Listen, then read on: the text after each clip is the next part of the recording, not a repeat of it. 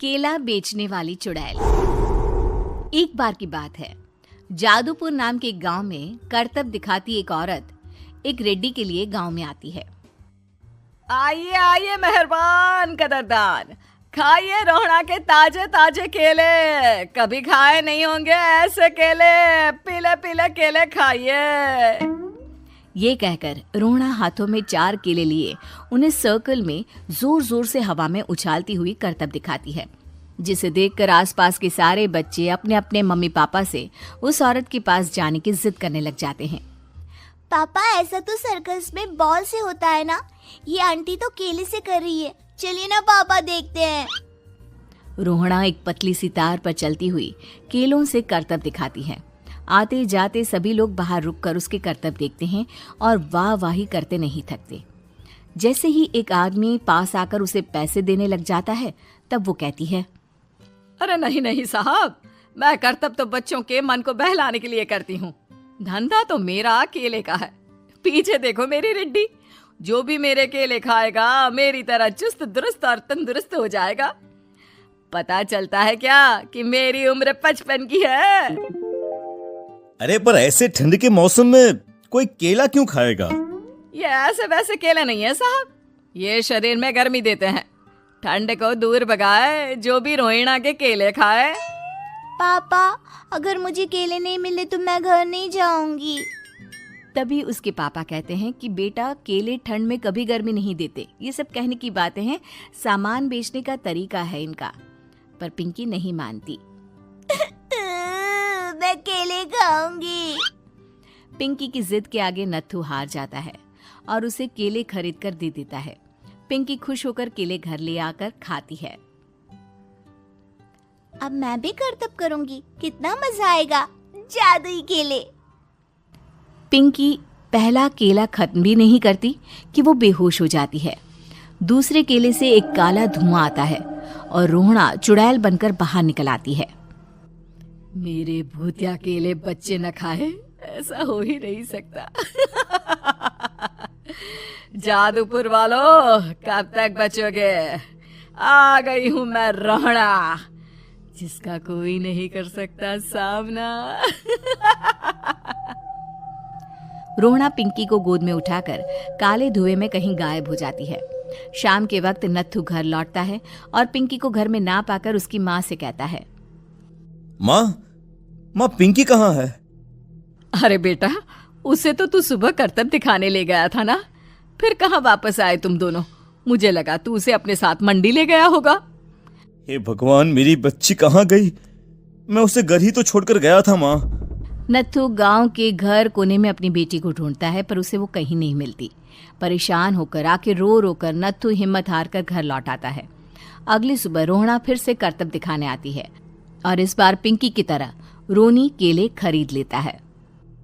50 रुपए दिए थे पापा ने, सारे पैसों की मैंने केले खरीद लिए हैं। अब मैं भी आंटी की तरह ही करतबबाज बन जाऊंगा। यही सोचते हुए रोनी केले खाता है और पहला अकेला केला आधा खत्म भी नहीं करता कि चुड़ैल उसके सामने आ जाती है। मेरे साथ चलने का समय आ गया है रोनी। ये तो बस शुरुआत है। अब इस गांव के सारे बच्चे धीरे धीरे मेरे कब्जे में होंगे, एक बच्चा भी नहीं बचेगा। ये कहकर रोना रोनी को गोद में लेकर काले धुएं में अदृश्य हो जाती है। इसके बाद हर रोज गांव में से कोई ना कोई बच्चा गायब होता, पर ऐसा क्यों हो रहा है किसी को भी समझ में नहीं आ पा रहा था। रोज की तरह अपनी बेटी पिंकी की तलाश में नत्थू गांव के एक तालाब के पास बैठा रो रहा था। कहाँ गई मेरी पिंकी? शकुंतला के जाने के बाद एक वही तो मेरा सहारा थी। अरे उसकी आत्मा कोस रही होगी मुझे कि मैं अपनी बच्ची को संभाल भी नहीं पाया। नत्थू ये कहता हुआ रो ही रहा था कि तभी तालाब में से उसे शकुंतला की आवाज सुनाई देती है। कहाँ थी तुम शकुंतला? हमारी बच्ची और सारे गायब हुए बच्चे रोहड़ा के कब्जे में हैं। वो बच्चों को जो केले देती है उससे बच्चे बेहोश हो जाते हैं और उसके कब्जे में आ जाते हैं और वो उन्हें ले जाकर काली दुनिया में ले जाती है। पर वो ऐसा क्यों कर रही है? ये मैं नहीं जानती, पर उस दुनिया का रास्ता मैं आपको बता सकती हूँ। जहां ये नदी खत्म होती है वहां एक केले का पेड़ है, उसके नीचे एक दरवाजा है, वहीं से रास्ता जाता है उस दुनिया का। ये कहकर शकुंतला की आत्मा गायब हो जाती है। गांव के सभी लोग झुंड बनाकर उसी रास्ते से काली दुनिया में चले जाते हैं और वहां देखते हैं कि सारे बच्चे वहां काम कर रहे थे। पापा मुझे ले चलो यहाँ से। पापा पापा। सभी बच्चे अपने मम्मी पापा से लिपट जाते हैं। तो तुम लोग यहाँ तक आ गए? क्यों हमारे बच्चों को पकड़ लिया तूने? तुझे शिकार ही बनाना है तो ले, हम सब आ गए हैं, हमें खा ले। नहीं, मुझे बच्चे चाहिए।